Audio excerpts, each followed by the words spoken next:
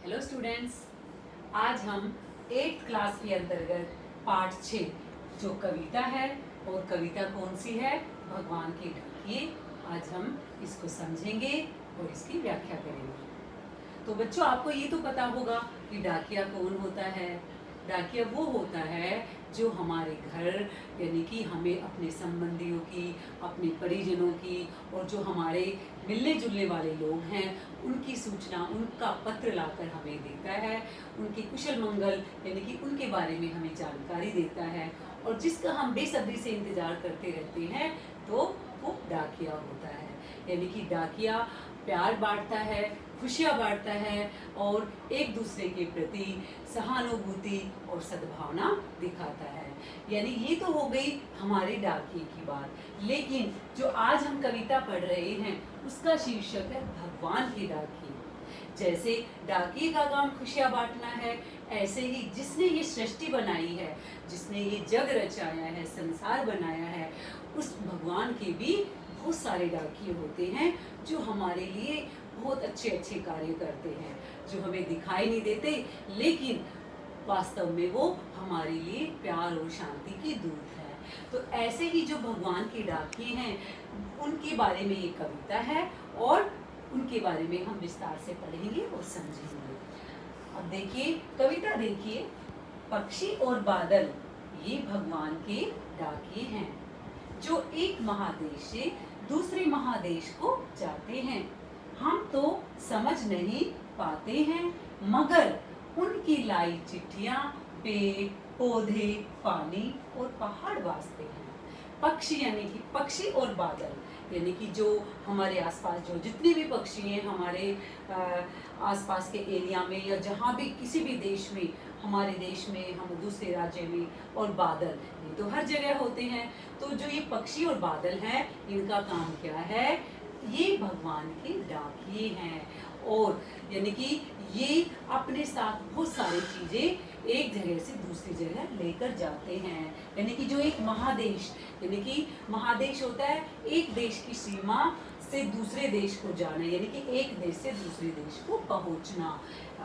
हम जो लोग हैं वो सीमाओं के बंधन में बंधे हुए हैं, लेकिन जो डाकिये हैं यानी कि जो भगवान के जो दूत हैं, पक्षी और बादल, उनकी तो कोई सीमा नहीं होती, वो तो कहीं पे भी पहुंच जाते हैं। पक्षी हैं, पक्षी स्वतंत्र रूप से आकाश में विचरण करते हैं, उनका मन करता है वहाँ वो उड़ान भरते हैं। ऐसे बादल हैं, बादल भी अभी कहीं बादल हैं तो वो दूसरी जगह पहुंच जाते हैं, हम उनको नियंत्रण में नहीं ले सकते।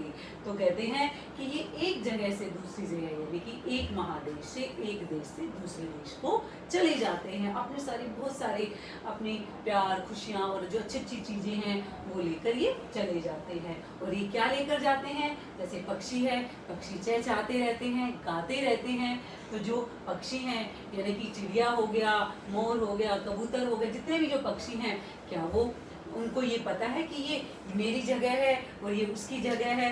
वो तो समान रूप से गाएंगे, चहचहाएंगे, तो उनको मेरा तेरा अपना नहीं पता। ऐसे ही बादल हैं, वो भी ऐसे ही अपने साथ बारिश लेकर एक जगह से दूसरे जगह पहुंचते हैं। यानी कि जो भगवान के दूत हैं ये एक देश से दूसरे देश को पहुंच जाते हैं। हम तो समझ नहीं पाते हैं, मगर उनकी लाई चिट्ठियाँ ये क्या काम करते हैं, ये कैसे काम करते हैं, चुपचाप क्या कर जाते हैं, तो ये हमारे समझ में कुछ नहीं आता है। लेकिन इनकी जो लाई गई जो चिट्ठियाँ हैं, यानी कि इनकी चिट्ठियों से मतलब इनका जो लाया गया संदेश है, वो पेड़ पौधे, जितने भी प्रकृति के अवयव हैं, पानी, पहाड़, नदियाँ, तालाब, वो सब समझ जाते हैं और वो बड़ी बेसब्री से इन डाकियों का, जो भगवान की जो शांति के दूत हैं, इनका वो इंतजार करते हैं। अब देखिए दूसरा पैराग्राफ, हम तो केवल यह आंकते हैं कि एक देश की धरती दूसरे देश को सुगंध भेजती है और वह सौरभ हवा में तैरते हुए पक्षियों की पंखों पर टिरता है और एक देश का भाव दूसरे देश में पानी बनकर गिरता है। देखिए, आप कहते हैं कि जो ये पक्षी और बादल की लाए गए जो संदेश हैं ये हमें समझ नहीं आते हैं, लेकिन जितने भी प्रकृति के अवयव हैं, चाहे वो पेड़ हो गए, पौधे हो गए, झरने हो गए, पहाड़ हो गई, नदियाँ हो गई, वो सब इनको समझ लेते हैं। और हम तो केवल ये आकलन करते रह जाते हैं, यानी कि हम तो केवल ये देखते हैं कि कैसे एक देश की धरती दूसरे देश को सुगंध भेजती है, यानी कि ये अपने द्वारा जो पक्षी और बादल हैं ये कैसे एक देश से दूसरे देश की सुगंध को ले आते हैं। और वो सौरभ, यानी कि सौरभ मतलब सुगंध, वो जो अच्छी सुगंध है, हमें ये लगता है कि वो हवा में तैरते हुए जो पक्षियों के जो पंख होते हैं, पांख यानी कि जिसको कहा जाता है, जो तद्भव शब्द है पांख, और उन पर वो जाकर उन पर वो पक्षियों पंखों पर वो सुगंध तीरती है और वो दूसरी जगह पहुंच जाती है। यानी कि जो पक्षियों की जो पंख है उन पर वो सुगंध रहकर वो जब पक्षी उड़ते हैं तो उसके साथ वो दूसरी जगह पहुंच जाती है। ऐसे ही एक देश का जो भाप है, यानी कि जो पानी से ही भाप बनती है, तो एक देश का जो भाप है वो दूसरे देश में पानी बनकर गिरता है। कभी यहाँ पर ये कहना चाहता है कि जो भाप है, भाप से क्या होता है, भाप से बादल बनते हैं, और जब बादल बनते हैं तो बादल दूसरी जगह पे आकर उस बारिश कर देते हैं। यानी कि जो पक्षी और जो बादल हैं वो जगह विशेष को ध्यान में नहीं रखते, उनके लिए सब जगह बराबर है, सब जगह समान है।